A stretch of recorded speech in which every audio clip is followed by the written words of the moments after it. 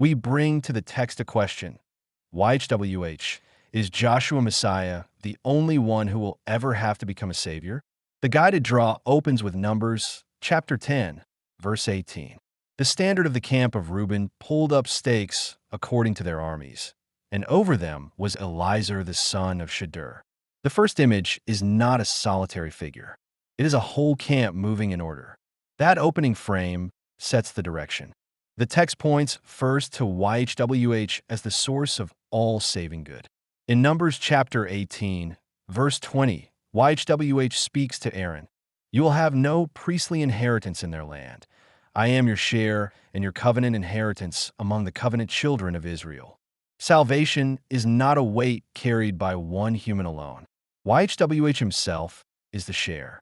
In Deuteronomy chapter 23, verse 5, YHWH Elohim turned the curse into a sacred blessing because he loved his people. The saving action remains with YHWH. What then of human deliverers? The draw unfolds a story of many who serve under YHWH. In Exodus chapter 29, verse 41, the other lamb is offered at sunset, a priestly offering to YHWH.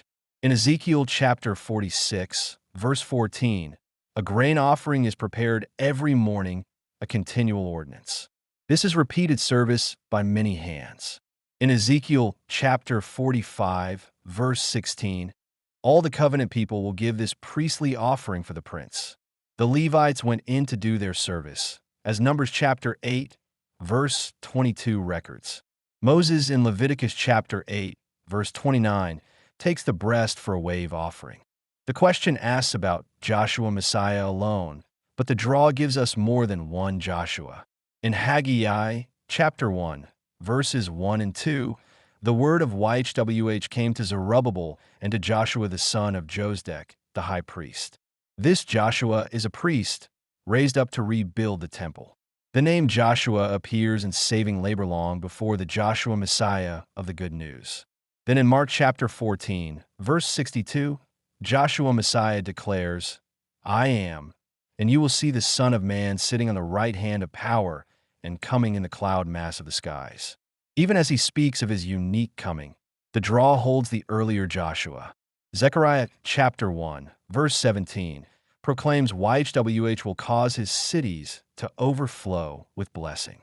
Zechariah chapter 9, verse 10, cuts off the chariot and speaks of peace. The restoring work flows through many. The way of saving service is not closed. In Matthew chapter 16, verse 24, Joshua Messiah says, if anyone will come after me, let him deny himself and take up his stake and follow me. The door swings open with the word anyone. In 2 Corinthians chapter 8, verse 5, the believers first gave their own selves to YHWH. In Numbers chapter 8, verse 22, the Levites went in to do their service in the priestly tabernacle. In Ezra chapter 7, verse 13, a decree goes out that anyone minded of their own free will may go up to Jerusalem. The call is broad. In Acts chapter 5, verses 22 and 23, the officers found the prison shut and the guard standing, but no man inside. The messengers were freed to continue bearing witness. The deliverance of YHWH often comes through a gathered company. In Acts chapter 27, verses 23 and 24, an angel tells Paul, Elohim has given you all them that sail with you. Paul becomes a deliverer for the ship, yet the gift is for all. In Revelation chapter 7, verse 13, the elder asks, these who are arrayed with white robes, who are they, and whence came they? They are a multitude from every nation who have washed their robes. They are the saved, and they reign with him. The salvation of the one extends to the many. The great image in Daniel chapter 2, verse 31, the statue of many kingdoms, gives way to a stone cut without hands, a kingdom shared by the holy ones. The themes the text weaves together are identity, priesthood, inheritance, and appointed seasons. These do not gather around a single isolated human. The children of Reuben and Gad see the land and come before Moses and Eleazar, the priest, in Numbers chapter 32, verses 1 and 2. seeking their covenant inheritance. The inheritance is given to the tribes, not hoarded by one. In Leviticus chapter 20, verse 24, YHWH says, "You will inherit by covenant their land, a land flowing with milk and honey." The promise is for the whole nation. In Joshua chapter 14, verse 3, Moses gave the priestly inheritance to tribes on the other side of the Jordan, but to the Levites he gave no covenant inheritance, for YHWH was their inheritance. The lack of land points to YHWH as the true portion. The draw shows what happens when people reject the order of YHWH. In 2 Chronicles chapter 10, verse 16, the people cry, "We have no covenant inheritance in the son of Jesse. Everyone to your tents, O Israel." They separate from the Davidic line, yet find no permanent savior in themselves. In Psalms chapter 79, verse 1, the nations have come into the covenant inheritance and defiled the holy temple. The need for deliverance is ongoing, and the answer is never simply one man for all time. It is YHWH who restores, using many servants. At the time of the end, Daniel chapter 11, verse 40, the king of the south pushes, and the king of the north comes like a whirlwind. The ultimate deliverance belongs to YHWH. These threads lead us to hear the voice of the great company in the book of Enoch, chapter 62, verse 5. On that day they shall raise one voice and bless and glorify in the spirit of faith, wisdom, patience, mercy, judgment, peace, and goodness, and shall all say with one voice. Not one voice alone, but one voice made of many.